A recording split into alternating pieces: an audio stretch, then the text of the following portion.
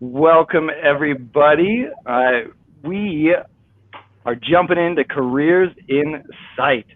We are super excited to have you join us, and this is where we get the opportunity to explore different careers. We get to talk to professionals in the field so that you can find out exactly just what it's like to be in that field, what it takes to get there, and then hopefully we can get some good advice, some good input, so that you can make some great decisions with your future careers.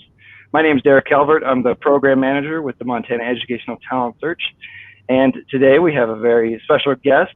Her name is Rachel Harlow-Schalk, and she is the Helena City Manager. Rachel, would you like to tell us a little bit about yourself and what you do? Sure. So I have been at Helena for 4 months. This is my 4th month here. And prior to that, I was in Colorado as the city manager here in Helena. I get the pleasure of working for a commission of 5 individuals who were voted in, a mayor and 4 additional commissioners. And they are volunteers. They get a small amount of salary, but really they hire me as their city manager. So in Montana, much like Colorado, where I was before, the Constitution allows for local governments to charter and become their own home rule city. And in home rule cities, sometimes they choose to be a city manager, mayor run, or city manager commission run organization, which is what I'm in. So I get to manage and run the organization, and they set policy direction for the community, which my team then helps execute.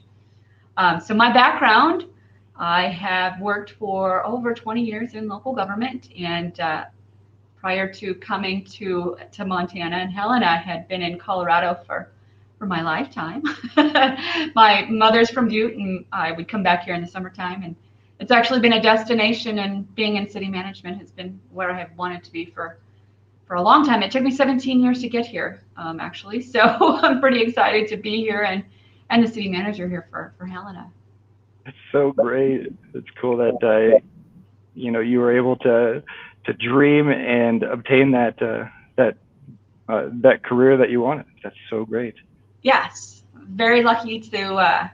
It wasn't a straight line for me, and I think many times people think it's a straight line from where you think you're going to go when you're in undergrad to where you actually end up. May not be the case. And I think I'd be a pretty good example of that. Yeah, no, that makes a whole lot of sense. So we have a few questions that we're going to go over today, and what you'll see on the screen for anybody watching, you're going to see the questions that we're talking about. So feel free, if you hear something that just sounds super interesting, make sure that you comment. Make sure that you give us a like, whatever you want, however you want to engage in any way. That's just awesome, and we'd love to see it. But we want to get your questions answered. So even if we're not able to get them answered right here during this stream, ideally you can send us an email. You can still comment on this video, and we will get those answered somehow, some way.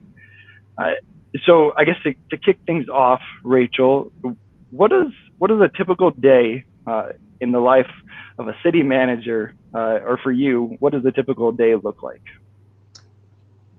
The city manager job is really diverse, and that's the beauty of having it be so broad in its role. So it's oftentimes called a generalist role, because we're experts in managing in the organization, but not necessarily experts in public works utilities, for example, or street maintenance, or police and fire. So as a result, as a generalist, I spend my day responding to questions from the community and working with the directors and the team to help support whatever our community needs. I also spend, and since I have gotten here, really a great deal of focus on the commission's goals. So because I'm hired by the commission, they set my direction under a contract, and I really work with the team to help execute the expectations of the commission. So when I first started, the commission had really had me focused on 3 primary areas, which was relationship building, fiscal stability and process improvement in a very large and strategic planning way. So I've spent the last 4 months really getting to know everyone. And in COVID times, that's a little hard, much like I'm meeting you, as how I've met a lot of people in the community. Right. But what it does is Zoom has allowed for a lot of conversations to take place that might not have, just because I can go from room to room to room very quickly. Also seen a lot of participation in meetings that we might not have had in person, because Zoom is available. People can see it. There's a lot more access than has been previously available to local governments outside of this technological environment and improvements in this way. So I would say that my days are spent responding to a variety of questions about whatever happened, Mondays for sure, over the weekend that might have occurred that need to be addressed. And then as the day goes on, trying to move through whichever public meetings we might have for the week or other events that we're planning. Yeah. So it sounds like you definitely have to have some people. You have to be somewhat of a people person, in order to be in this position. Being able to engage the public, at least in some way. It's really interesting in city management, because I'm hired by the commission knows the tenor of their community.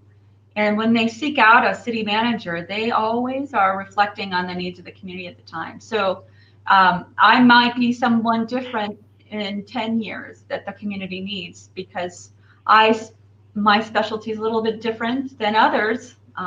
They may need something different. So over time, communities and even managers become kind of expertised and specialized in very different ways. So I would say that, yes, definitely you definitely have to be a people person, but you also have to be flexible and also know what your strengths are and be willing to share your weaknesses and find those team members to help you with those as well. Yeah, that makes a lot of sense. So then, and you also said that you were appointed, and so I guess how does that work? Are you you have your position for a certain amount of time, or until you want to leave, or I guess how does that work? Sure. So many positions in government that are not the chief executive position, those positions are they're in, especially Montana, positions that are protected in many ways once after you get through your first 6 to 12 months of service. So oftentimes government service is looked at as very stable, but in these executive roles, they're often under contract. They're one year to 16 to months to 24 months, and they're contracts directly with the city to deliver a particular outcome based on whatever the commission is looking for at the time. So I'm the fourth manager in the last 2 years now, fourth being that there were 2 interims there and then one under contract prior. So interim means that they were covering space while the community was looking for a new manager. Oh, okay. Okay. That makes sense. All right. And remember, if you're viewing right now, make sure to like the page, comment with a question if you have any thoughts. So next question that we have is, I guess, what helped you decide that you wanted to be in this career field? What spurred you on? This was not where I started at all. My undergraduate degrees are in science, and if you go to Butte, and I spent my summers, like I said, when I growing up visiting family in Butte. If you go to Butte, you know why someone like me would have an undergraduate degree in science, and in particular hazardous waste management. So I spent 15 years in local government, and I was really fortunate to be in local government because at the time, this is how old I am, at the time, environmental careers were really getting started. And I got to start the program for a community that back in Colorado. So it was really focused on environmental law compliance and responding to cleaning, hazmat response and cleanup, and brownfields. I'm old enough to remember when brownfields cleanups began, and so all of that work I was really very much a part of. But at the same time, I wasn't the one who was actually making the final decision on some pretty critical points in policy inside the organization as the city manager in running the operations. And as a result, I decided, watching a couple decisions, thought, I think I would like to do that. A different decision, but now looking backwards, I'm, when you're younger, you may not like all the decisions that are made, but and as a result, you go after that career. But now looking back, it's pretty obvious that it was a young person's decision that I definitely didn't understand all of the context sometimes that go into making a pretty tough decision at a city manager level. So it's been a really good opportunity for me to, over time, really grow. But so I really thought I wanted to go into city management, and then I was transitioning from that specialized expertise and had moved into project management, and I was doing more contracts and budgeting and legislative stuff. And then in 2013, we had the floods, a 100-year flood in Colorado, and it decimated a town called Lyons. And at the time, the city was had been about 3 weeks into everyone having to leave town. And the city manager and two of her directors were working from the library in the elementary school, and were exhausted because they were doing not only everyday operations of trying to collect utility bills and manage a team, but also recover from the worst flood they've ever had. So I had been asked to go into the community and help them on loan, basically, as someone a city manager, to help the city manager who had to do two things: try and recover from a flood and run the organization. So I then met the team of Department of Local Affairs at the state of Colorado. And it's very different in Colorado. I think Western states overall, I believe, have a very different point of view as compared to Eastern states because of the transition of the states into the Union, and the method is different. So as you go further west, the spirit of the West kind of plays out in how we govern and how we manage things. So in Colorado, the Department of Local Affairs was focused on supporting local governments and helping them achieve what the locals wanted. And I believe in local government because it is the place that people feel government first. They're the place that really feels the response when someone's water isn't running, when there's an accident and they need help. They call their local government. So I was really excited to be there and support them. And then the COVID hit and we couldn't leave our homes. And I was online trying to help local governments online, and it was difficult, and really proud of that work. But then I got to revisit this goal I'd had 17 years ago, moving into local government management, and this position opened up here in Helena, and I just happened to get it. So I feel really fortunate. Yeah, I feel really fortunate to be here because it's the capital city, and having had some interaction at a state level between the state and the local government, it's a unique relationship, and it's been nice because I understand. Had I not had that experience in state government, I might not understand how to work with the departments here. So it's just a little bit of a different nuance, which is nice for me, given that we've had a transition of governors and things have changed. So it's been nice. Yeah. Mm-hmm. Yeah. You had to kind of go through some different places, different experiences, and you're able to learn a lot. You went from 17 years ago wanting to be in that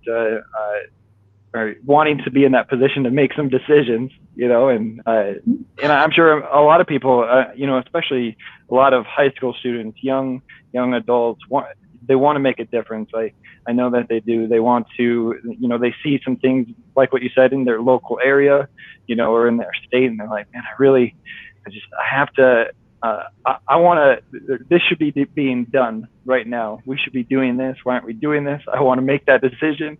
So I imagine a lot of young people can relate with you in that as well. So and then to hear that there's a whole lot more to making decisions, and you're able to learn that, over lots of different experiences. I think that just shares a wealth of wisdom to some people looking into this career field. That's great. Yeah, it's hard to imagine trying to do this job without having had all the experience that I had gotten.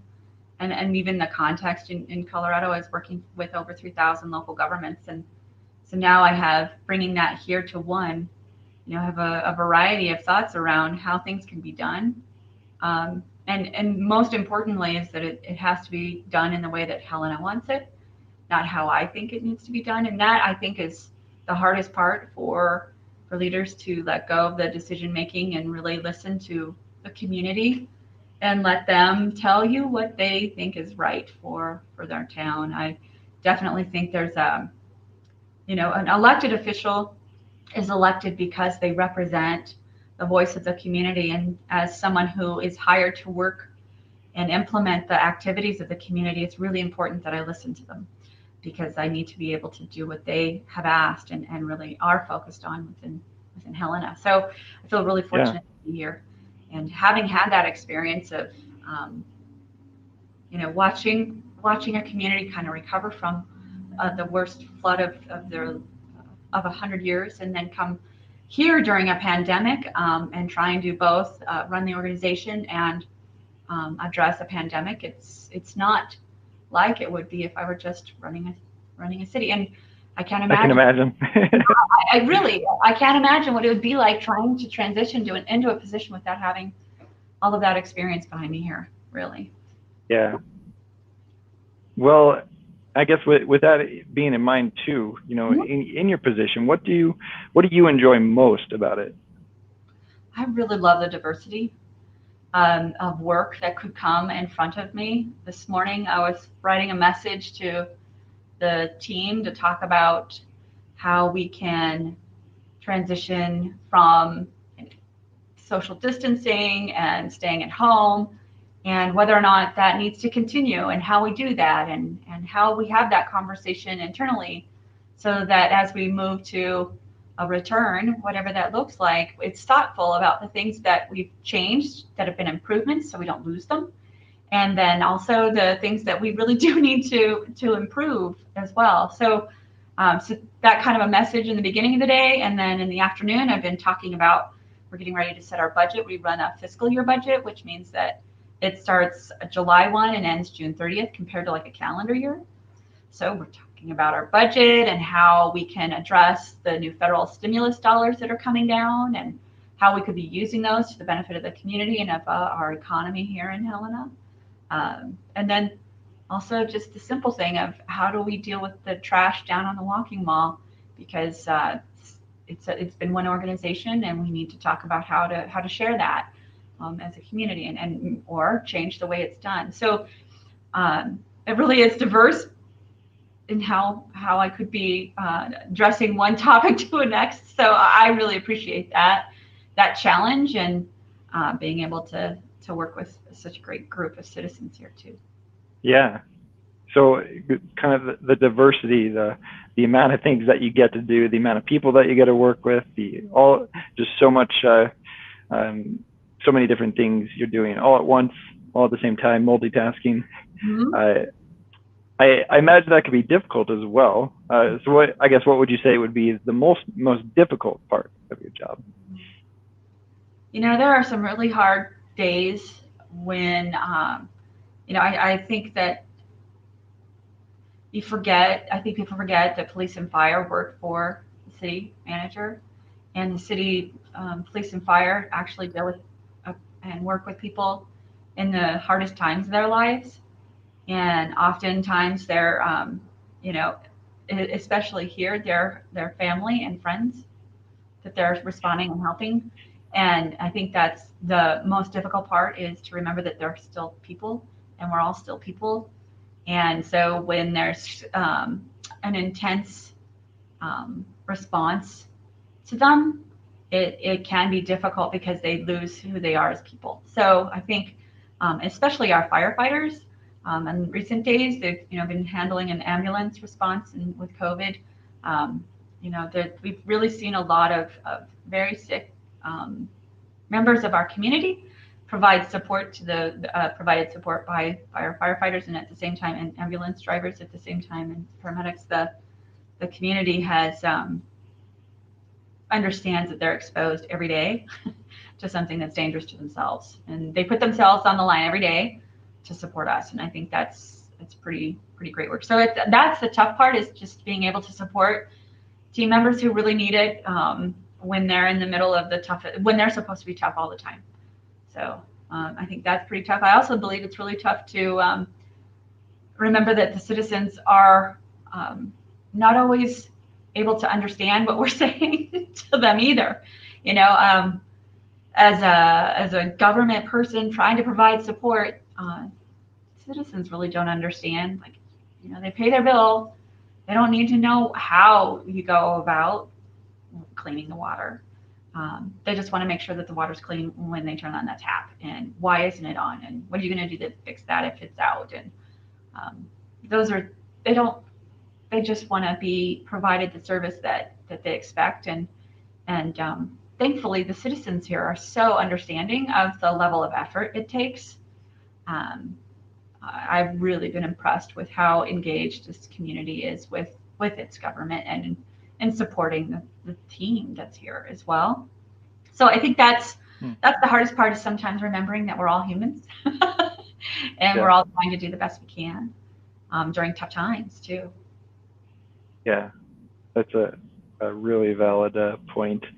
We are all humans. We all, whether it's, we're working with people who, are experiencing trauma, and you have to be the tough person for them, or you do some things that are underappreciated, but it does sound like there is a good amount of people that do value the work that you do. And so definitely appreciate that. And I think, I imagine there could be some viewers listening and kind of, recognizing just how difficult the job could be, but, can also be like, man, I could really love this position, and I could feel like I can help a lot of people and do a lot of good for, in my local area, So, to kind of finish things off, before I ask you the last question, just another reminder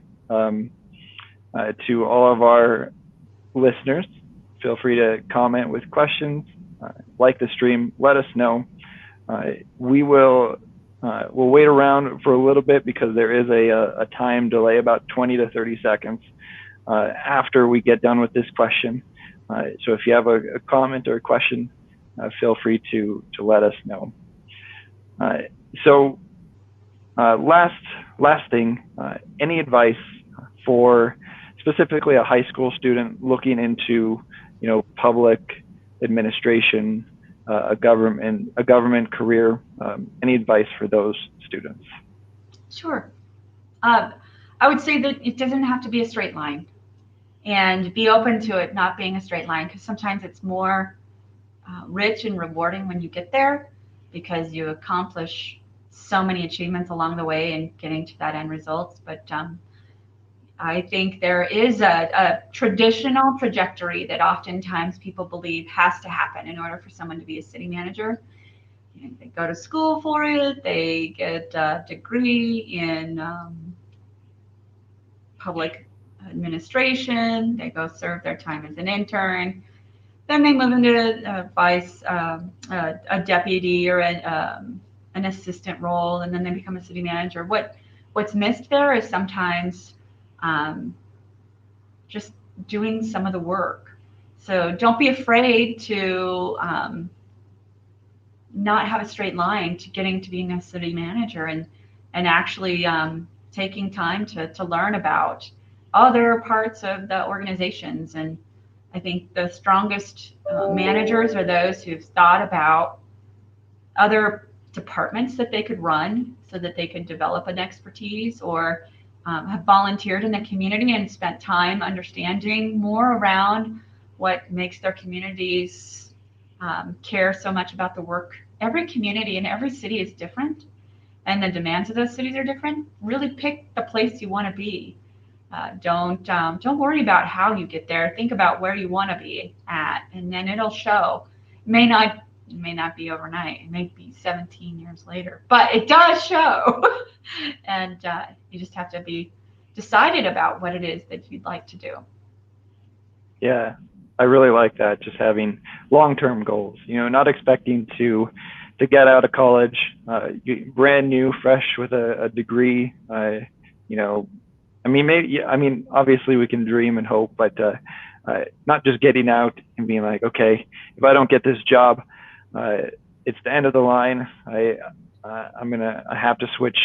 I have to switch career goals or something like that. But sticking with it, really having that long-term goal could really be beneficial.